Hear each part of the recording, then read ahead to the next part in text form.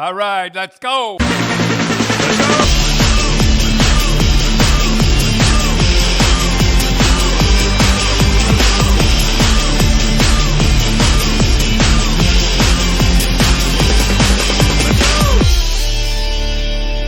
Well, Tim, the Leafs looked pretty good last night, I have to say. They outshot the team. Canadians played all their rookies, and I know teams do that all the time. They play their rookies, and they should. It was a pretty good game. They had a shootout at the end. And you like that Gabriel. Tell us about that Gabriel. Well, yeah, he played. It was funny. He didn't get a star either. He got a goal, and it was a funny goal. But he got a goal, and he got a fight, and he had a bunch of hits. Sounded pretty good to me. Yeah. Well, I have to admit, I watched a lot of the game, Cindy, but I am a Blue Jay fan. I am really, I'm a dyed-in-the-wool Blue Jay fan. I love that Springer boy. I think he came back a little too early. He wanted to help the team, and I like that Springer boy. I tell you, boy, he makes a lot of money. Yeah, I got to admit, he makes a lot of money, but he gives every ounce he's out there. So there was a lot of sports on TV last night and all this. But I hear you're having some challenges switching the channel. I told you before, and it was fun. We sit in the veranda and we have a good time in the sun, and we talk. But we're going to talk about and everything. And I have a new thing is put in. Rogers said that they don't use those boxes anymore. You know those boxes that they have. I guess, yeah. So they have a new thing is you could say. Well, they get a hold of you. Let me tell you, they've pitched this to me every time I call Rogers and complain about something isn't where. Well, we have this new thing called Ignite, and it's voice activated, and all you got to do is just talk into this little thing. Yeah, I know. So you bit. So I didn't bite. I don't know anything. I don't know anything about it. So I always say channel 21, please. And what does it say, Tim? what did it say? Cannot decipher, please. And I got to stop saying please. You have to stop being so mannerly. You're too polite. You're too polite. Cannot decipher, and I guess it's the last word. So if you want, you're going to go say channel 2011 or something, and don't say please. That's so funny. I laughed when you told him. So, Dad, how did you run your training camp? You were listening to Carlo Koliakovo, who played for the Leafs, and he had a good point that you were listening to him the other day. I did, and he made a good point. And then I started to think about my training camps, but he made a good point. And it must be tough. I'm not knocking anybody, but it must be tough for Keith to run a practice. But he probably. I know it would be tough if Harry Sinden, the general manager, come out and watched every practice, because sometimes you go out on the ice and nothing's there. Just nothing. And you let them take it easy in scrimmage and things like that. But he never watched. And as you say, Dubas and Shanahan always seem to be looking down and whispering in each other's ear while Keith must look up and they're whispering. What are they saying? He's used to it though, Tim. Well, then he's got to put on a show. You know what I mean? So I never did. In my random practices. So Harry never came down? Never. Well, he came down once. Yeah. I'll tell you about that. Well, I'll tell you about the time he did come down. During a practice? Oh, this was really funny. Or I thought it was funny. Or when I think of it, I think it's funny. He come raw. I could see him come out of the office way up there, and he come down, and I know, and I knew what he was. It was Dallas Smith. I wouldn't play Dallas Smith, and he had gone somehow to New York. Or we let him go, or he just quit. He just quit. No, you guys traded him, I think, at the end. Anyhow, he just he hung over the glass, and I went over, and I knew he was good, so I went over the glass. What the hell is going on here? We have a defenseman comes up to me and says, and the funny thing at the end. He said one thing. He said I don't understand. And after he calmed down a little bit, is one thing I don't understand. He said Jonathan doesn't back check. But who? Dallas Smith said that. Dallas Smith said the only thing he said. He said Jonathan doesn't back check, and he knew Jonathan was one of my favorite players. Jonathan doesn't back check, That's what he said. So you were having this whole conversation on, like, in the No, players he was were, hanging over the glass. and the players were listening, No, they stayed away. They knew but they were on the ice. Well, Dallas wasn't there. And they saw Harry coming down. And, boy, when Harry got mad, he got mad. And he was hanging over the glass, giving it to me. You better believe it. I'd like to know what the hell is going on here. We have a defenseman coming in saying, Dallas Smith, been here all these years. And he's coming in here and he's saying, and the last word, so after, like I said, after he calmed down, Jonathan doesn't back check. I thought it was funny later when I thought of it. But the thing is, I mean, he was talking to you about something that happened off the ice and all this. These guys are sitting up in the stands, watching this Leaf coach. Oh, how much is he playing? Practicing the power play? Who's he putting on the power play? That's got to be pressure on a coach. Yeah, but you know what? Keefe is used to that. He probably had it in junior hockey. Dubas is probably looking down. Yeah, because he was GM and junior. They were coaching GM and junior. Of course, it was different when I had it. They were just hoping I'd lose. Yeah. But Koliakovo made a good point that he did make a good point that he was skating. That he was skating. Keith skated him at the start of the practice. And chewed up all the ice. And they wanted, in scrimmage afterward. And that's the only way you can tell players. Well, at least they scrimmaged. and the ice was all chewed up, which made a good point. And I thought, when I was a player, I used to sit when I'd have a few pops, and I used to hear the forwards, and not the defense. Well, I suppose the defense to a point. But they used to say, when the hell is he going to put the lines together? And they loved being together to start the season. And if you don't put the lines together, so I thought, when I coached, I tried to do what all the players I heard all the players do. I never had weigh-ins. Now, there's never been a team, I could tell when a guy wasn't going good. And we were as thin as a rail anyhow. The only guy who was heavy was Cheevers. And everybody was as thin as a rail. They didn't have to have weigh-in. I always thought... So you never had the guys weigh in? I never had the guys weigh in. All through the season or anything? Never had them weigh in. Well, that's because you dreaded weigh-ins when you played. Oh, maybe that was That was it. Because you told me one time you knew how to cheat. Oh, I knew how to cheat. Oh, the scale. And Joe Crozier in Rochester caught on, but he never caught on to the one where you put your hand on in the middle, like you had that scale in. Yeah. And what we used to do before, we'd put gum on the thing. He caught the gum. And then it was he caught didn't you want the one end you put a penny? You said you put a penny there. Oh, we used to fool around with the scale and that, but he caught on to them all. But you told me sometimes that guys were more worried about their weight than how they were playing. Well, here's the way I got it figured. Say a guy weighed 190 pounds and he came in at 100. Oh, I've done my job. He figured, well, I've done my job, 180. What if it worked the other way? The guy comes in, he's supposed to be 190, weighs 195. I could tell. Do you punish them? Oh, no, I could tell. I walked around. The only guy that I ever had that was a little heavy coming in was Dennis O'Brien.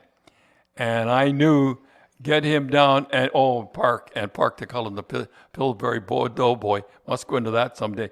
But O'Brien, and I remember at the end of the practice, the guys used to fool around. The practices were never long.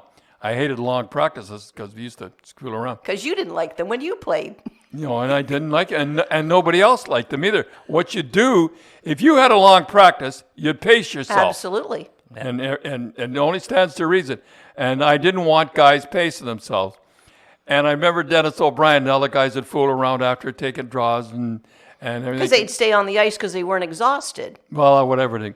And they used to stay on the ice, and the whole team would stay on the ice, except Dallas Smith. He used to go off the ice. Well, and he was gone. And he was gone. And I remember Dennis was fooling around with the guy. Says, Dennis, you don't fool around. Oh, well, I'm going to. No. Get over to the side. And he got his weight down, and I should have played him more because he was a great guy. And there was another player that you didn't mind was a little heavy, right? Well, Cheevers. See, you knew right off the bat. I left the goalies alone. Leave the goalies alone, right? As long as he could stop pucks. And I had two of the best. I had Jelly Gilbert and I had Jerry Cheevers. Well, I have to admit, Cindy, and if you watched the game last night, I watched it in between the Blue Jays because I am a Blue Jay fan, that I was watching the Leafs and Hosong, how did he look, Tim? How did you think he looked? I think he looked pretty good. Yeah. I mean, like you say, you and I saw him when he played with Connor McDavid on the Toronto Marlies, and unbelievable. He was unbelievable. The talent-wise, he was better skater than McDavid. He was. He was very light on his feet back then. He danced. Yeah, he just but he just had he didn't have a good attitude, but I think he looked okay last night. No, he looked pretty good last night. He knows this is his last chance. This is it. I mean, he's 20. I think he could, here's the funny thing with him. I think if you were to get the best out of him, you have to put him with Marner's, Matthews, and because he could skate with those guys and stuff like that. But I don't know if Keefe would have the nerve to do that. Yeah, I mean, is that really fair to have a walk-on guy that's just trying out and then all of a sudden he makes the top line? This is sort of special. He knows this is his last shot, as they say. And boy, I'll tell you, when he was playing for the Marlies, him and McDavid. So he needs motivation. They were magic. Yeah, they were. So, though, Dad, one time I was listening to the radio and on TSN and Sportsnet, and I'll tell you the one guy that they are dumping on the Leafs is Richie. And I don't know why, but my fear is that the fans are going to start dumping on him because the media is starting to dump on him. Yeah, and let's face it, the fans, they follow the media, right? They read in the paper, and all of a sudden, well, they're experts. I knew we were going to talk about Richie, and a few things I'd like to say about him is that. By the way, before we jump to that, I made a mistake last week. I said that Marner was making 11.6. It's Matthews who's making 11.6. Marner is only making 10.6. Only? Yeah. Imagine making $11 million. 11.6.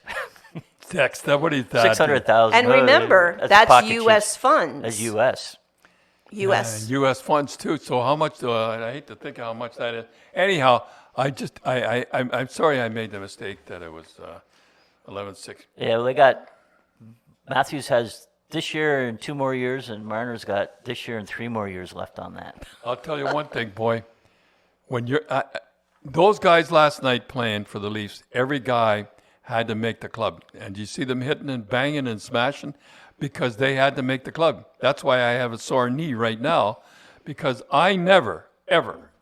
Every year I had to make, and I remember I used to see these guys checking in. They'd be big, tall guys and, muscular and everything. And I thought, oh boy, I've been in trouble this year. As soon as the practice would start, the scrimmage would start, I'd be all right. But when I see these guys checking in, boy, I'll tell you. But anyhow, getting back to Hosong, we're talked about Richie. They were saying how the media, already the guys are, he's too slow to play with Marner and Matthews. He's not cerebral was the word they keep throwing around, basically calling him a dummy. And he's not. He's got 15 goals. Yeah, and you look at the 3 stats. Fights. You look at the stats. You go, well, why not? Well, Babcock was the guy that made Hyman. Because I remember they were saying the same thing about Hyman. Why are they putting that Hyman? Why are they, the guy is banging and smashing, blocking shots. And Babcock was the guy that kept playing him, and he turned into a pretty good hockey player, making big dough. And for all the stuff that Babcock did with the Leafs, he basically he made Marner or made Hyman. And you look at Austin Matthews won Rookie of the Year when he was coaching. They didn't like him. But he had a sort of an arrogant way about him, I guess. That's the thing. The media turned on him. Yeah. And that's what happened. And that's why I'm afraid with the guy. He's making $6 million. Making $6 million. But that's like you look at Richie, they're already kind of he just has to go a couple of games without scoring a goal, and you could tell that the reporters and the TSN guys and all the experts are going to jump on him. Well, Tim, when you're making 10.9, he's not making that much. Well, no, I mean Marner. Yeah. If Marner and you do nothing in the playoffs are the most. Forget the season. I kept saying all last year, forget the regular season. It means nothing. It's what you do in the playoffs. So, Daddy, if you take a look at Richie's numbers, He had 102 hits last year, which was more than any other Leaf. Got 3 fights, which is more than any other Leaf. Got 15 goals, and he played. How many goals did Hyman get? 15. 15. And Hyman played with Matthews and Marners, who were the top in the top 5 scoring. Down in front. And he played, and Richie played about 6 or 7 minutes less a game. But the question for me is, he was a Bruin, and he had 102 hits. Now he's a Leaf. Is he going to hit as much as a Leaf? Well, he better. And that's why they got him.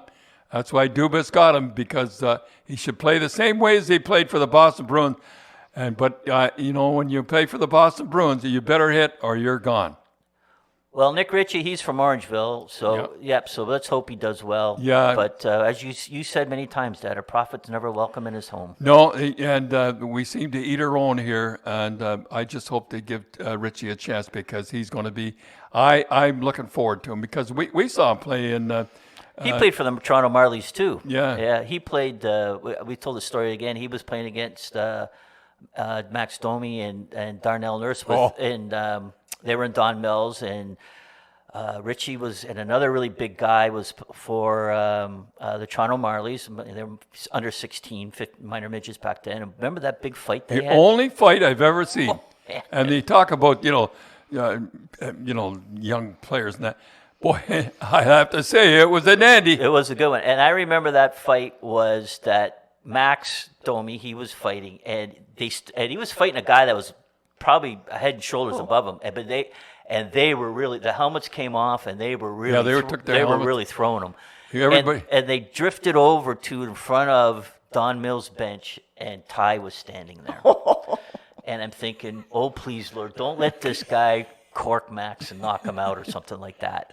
But Ty would have went over. No. Remember the time, I don't know if we told this story before, and I'm sure Ty won't care, that we were in Cawthra Arena, and Max was playing, and I think Dallas was on this team, right? Yeah. They were small, They were small in Dallas, so they were like Tyke. They were like Tyke. So what's that, like 5 years old? There was 5 years old, and we went into a tournament, and they let the American teams in, and it was different, and it was different levels of age groups. They combined the 5, 6, and 7s, which we normally don't do up here anyway. So this is for a tournament.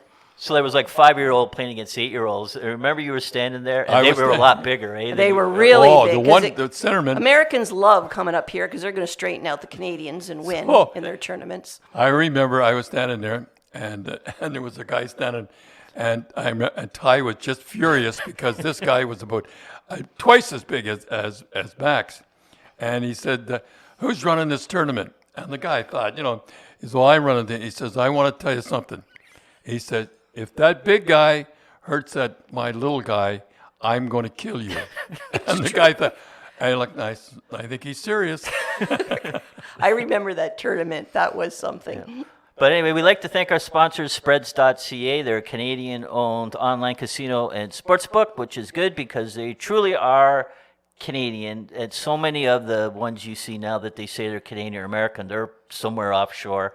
And you can use Canadian dollars, but if you sign up now and use the promo GRAPE, you could get a 10 big spins on the big wheel. They'll match your deposit up to $250. And your first sports bet, which there's so much sports going on right now that you can, they'll spot you $25. So we'd like to thank Spreads.ca.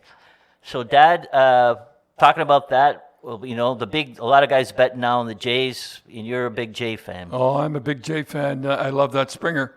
I'll tell you one thing. I know he's making a ton of dough, but he plays hurt, and boy, he struck out last night. He banged his helmet through the helmet. I know that doesn't mean anything to somebody, but this guy is. I just love that Springer. So, what did you think of the whole Ryan Barucki and Kevin Kiermaier thing in Tampa? Oh, it's a funny thing. Barucki, is that how you pronounce his name? Yeah. You knew he was coming in.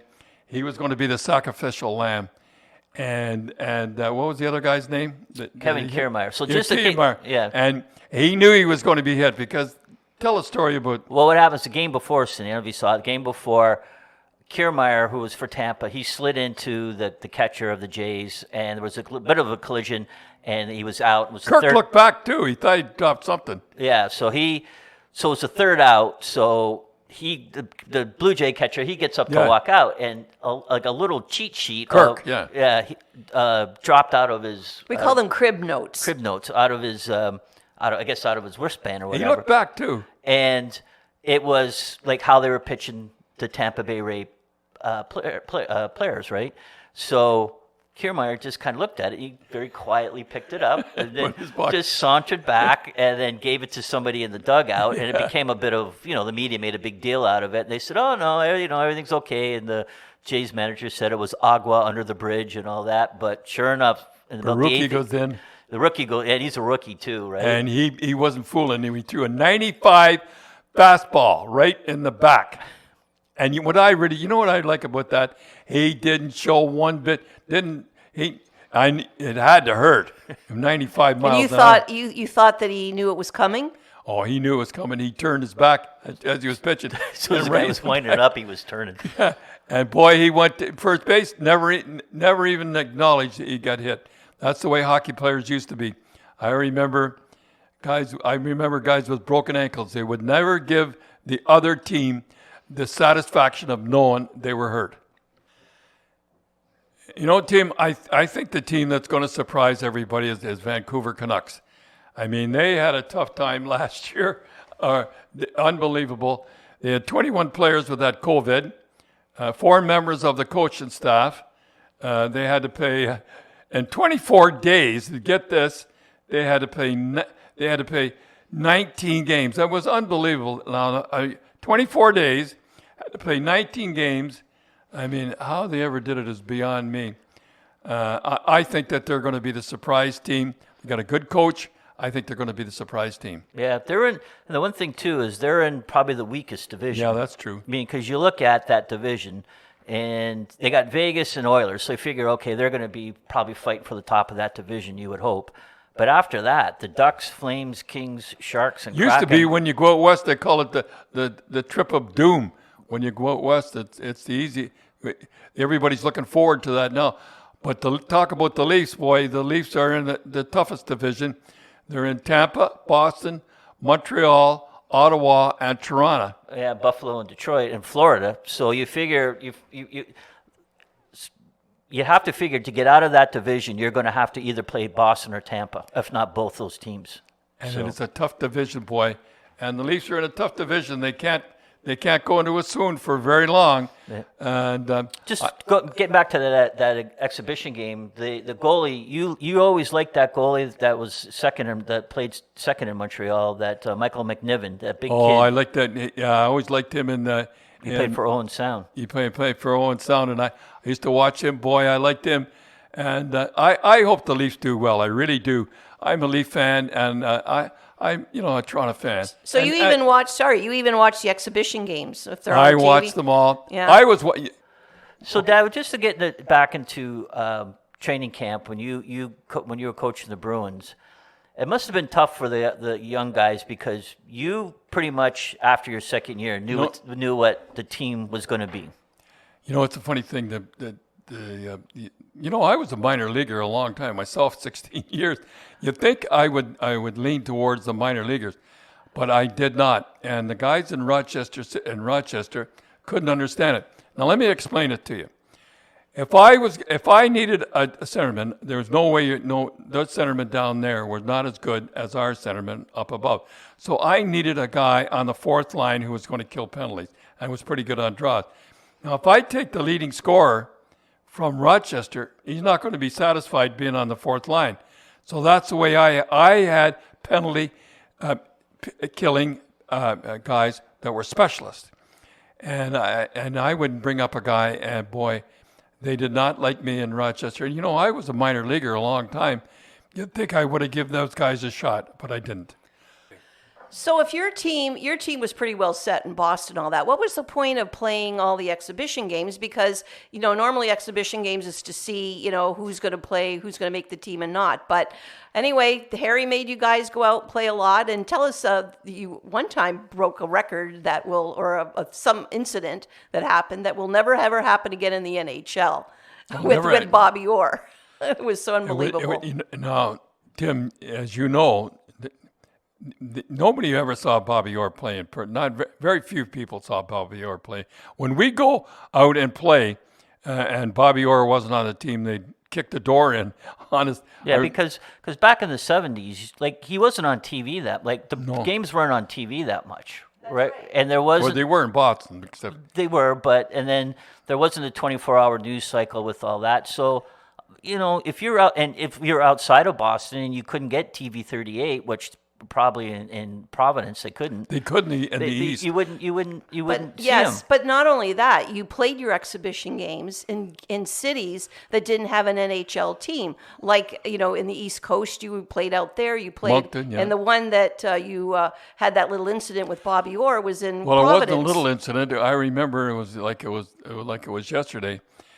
Bobby Orr got kicked out in the first 5 minutes, believe it or not, and the guy had had big posters and everything all over the place. So it was a sellout, and they're all excited. Oh, it was a sell. I remember it was in Providence, and Bobby Orr got kicked out the first 5 minutes. Believe it or not, I forget what it was for, but he was kicked out the first 2 fights or something.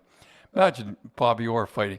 So anyhow, I see this guy running down from the top, from the press box, all the way down the stairs, and he goes right to the penalty box. And he brings over, and evidently he said "Are you nuts? Everybody's here to see Bobby Orr, and you kick him out the first. You got to get him back." And he says, "I got to go to Cherry and say, get him back." No, he did not like that. What the heck was his name? Anyhow, the referee comes over and he says, "You got to get Bobby Orr back." I said, "What are you, nuts?" I says, "He's in the back. He's taking a shower. He's happy. Everybody's happy. Everybody's happy. You're happy. Everybody's happy. He's out of the game." Except for the fans. And the fans are there to see him.